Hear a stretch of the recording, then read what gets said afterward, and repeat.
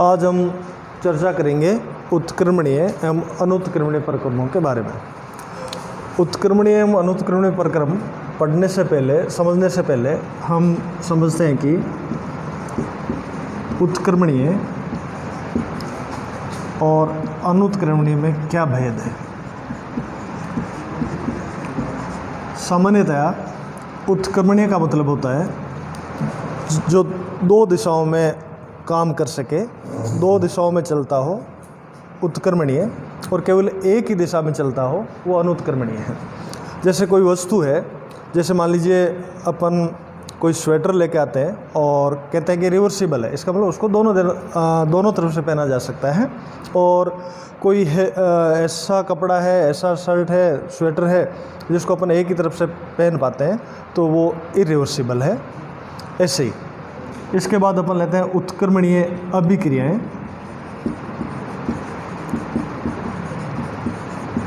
और अनुत्क्रमणीय अभिक्रियाएं, reversible and irreversible reactions. ऐसी अभिक्रियाएं जो दोनों दिशाओं में संपन्न होती है उनको उत्क्रमणीय अभिक्रियाएं कहा जाता है।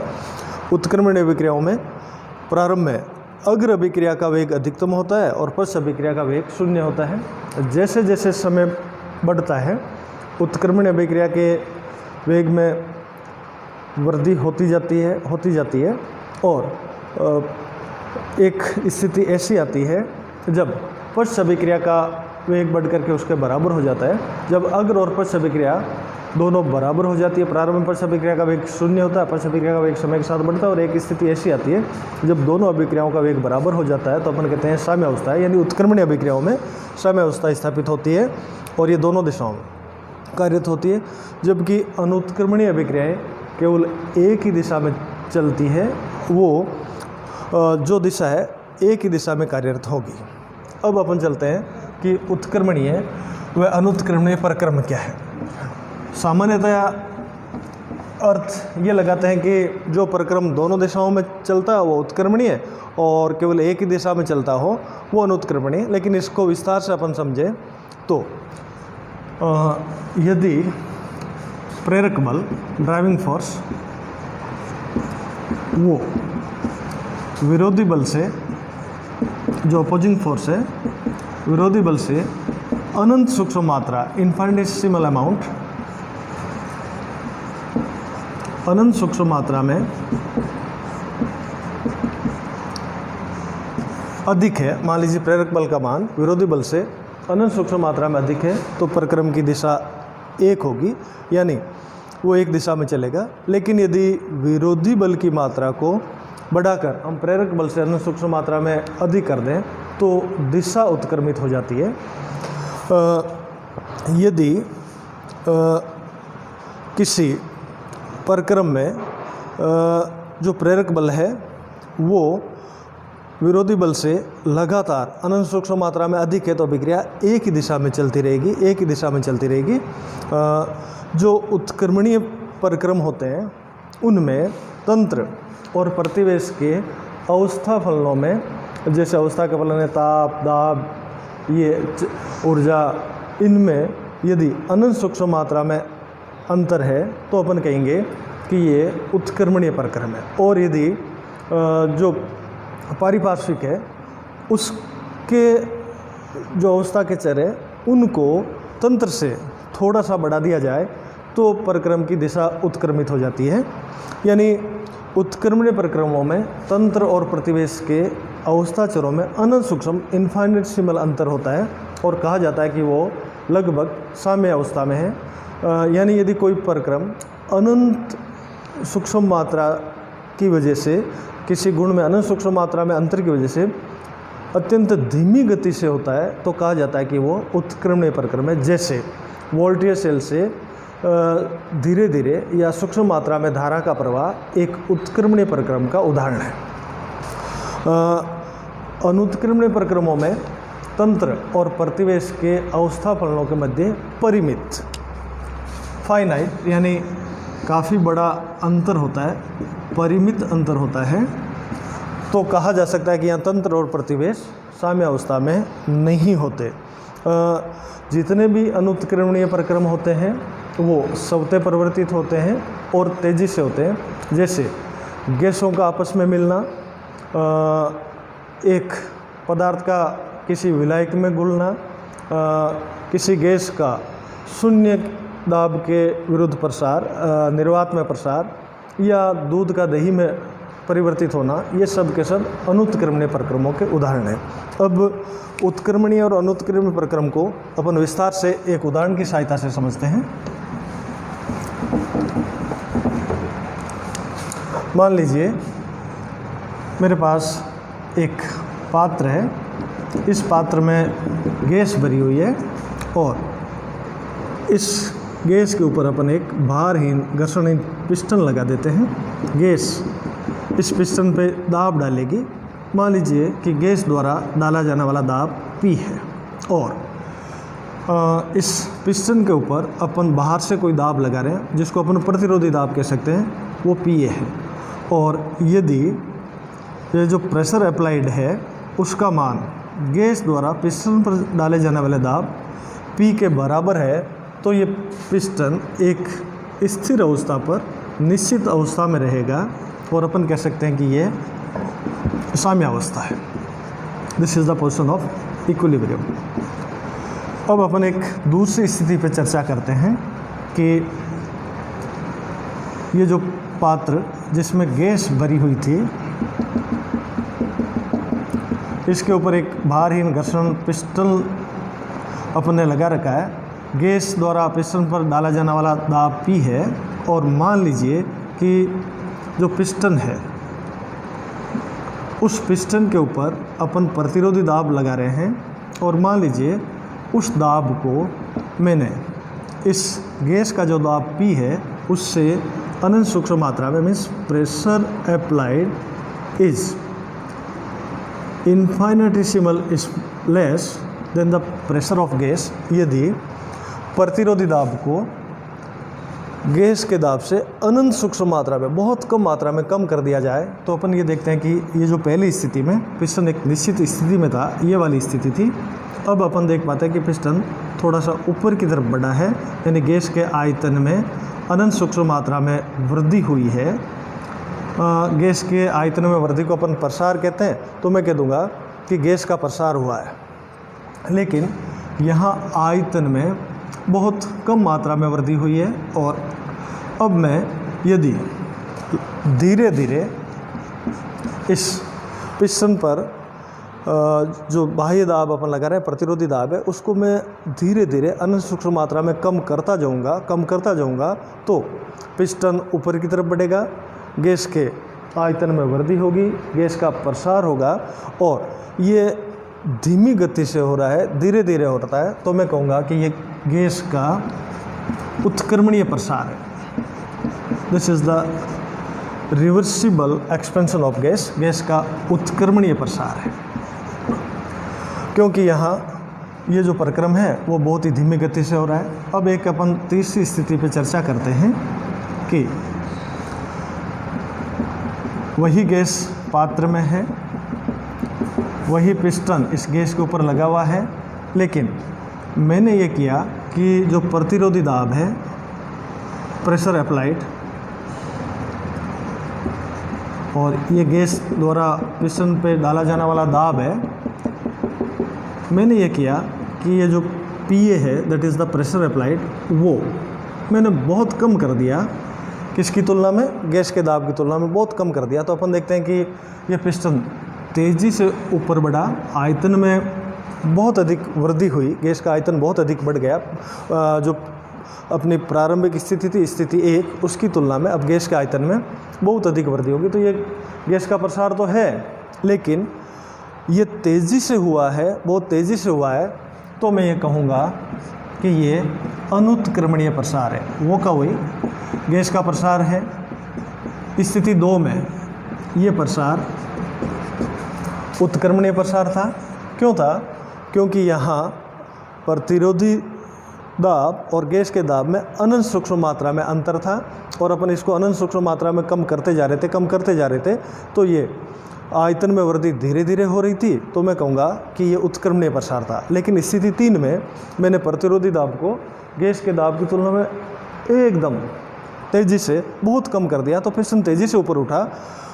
अब अपन देखते हैं कि इस स्थिति 2 में भी पिस्टन ऊपर की तरफ उठा, इसमें भी पिस्टन ऊपर की तरफ उठा, यहाँ भी प्रसार हुआ, यहाँ भी प्रसार हुआ, लेकिन ये तो कहलाता है उत्क्रमणीय प्रसार और ये कहलाता है अनुत्क्रमणीय प्रसार।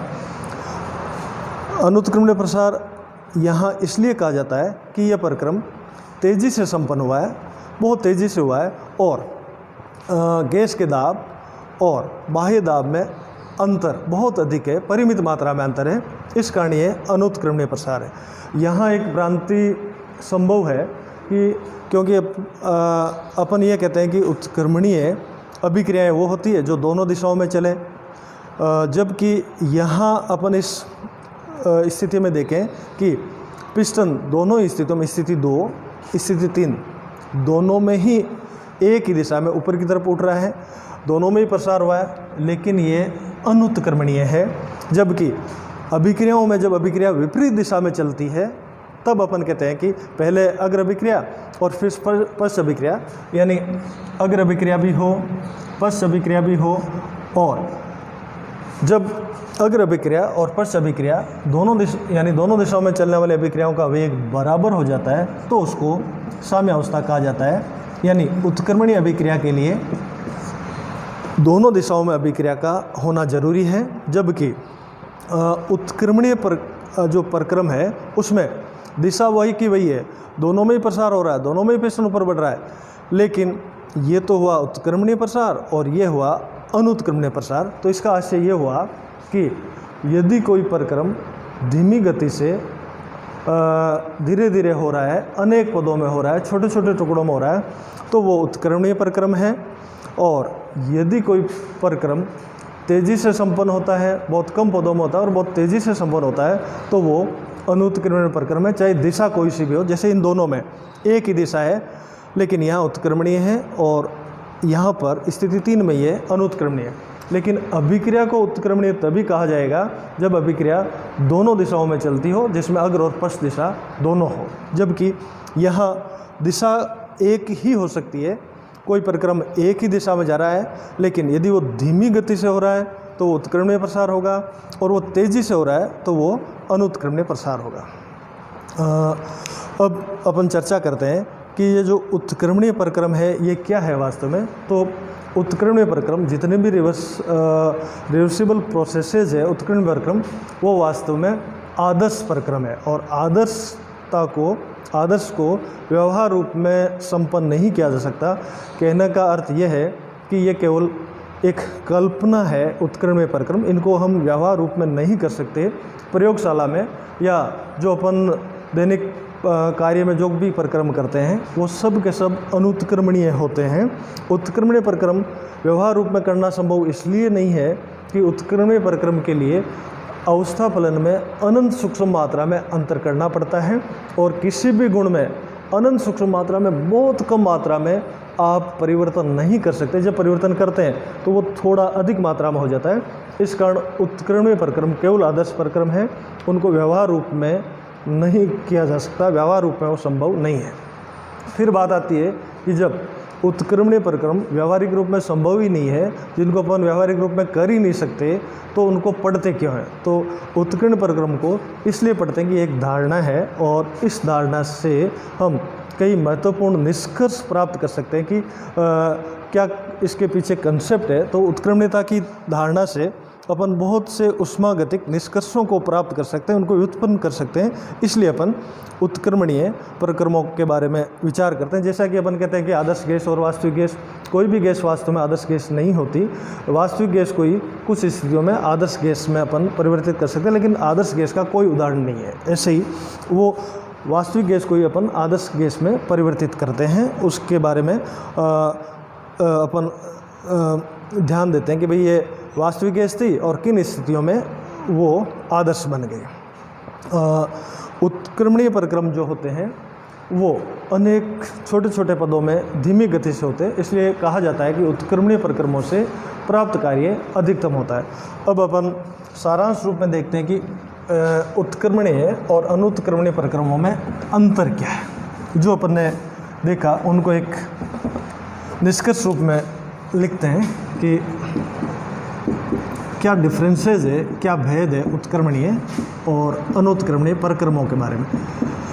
तो यहाँ अपन वैसे समझ पाए कि उत्क्रमणीय अभिक्रिया क्या होती है और उत्क्रमणीय प्रक्रम क्या होते हैं, इन दोनों का भेद अपने समझा। अब अपन यहाँ उत्क्रमणीय और अनुत्क्रमणीय प्रक्रमों के बारे में अंतर समझते हैं। तो सबसे मुख्य अंतर उत्क्रमणीय और अनुत्क्रमणीय प्रक्रमों में यह है कि उत्क्रमणीय प्रक्रमों में तंत्र और प्रतिवेश के अवस्था फलनों में जो फंक्शंस ऑफ स्टेट होते हैं, तंत्र और प्रतिवेश के अवस्था फलनों में अनंत सूक्ष्म अंतर होता है, इनफाइनेटिसिमल, बहुत कम अनंत सूक्ष्म अंतर होता है।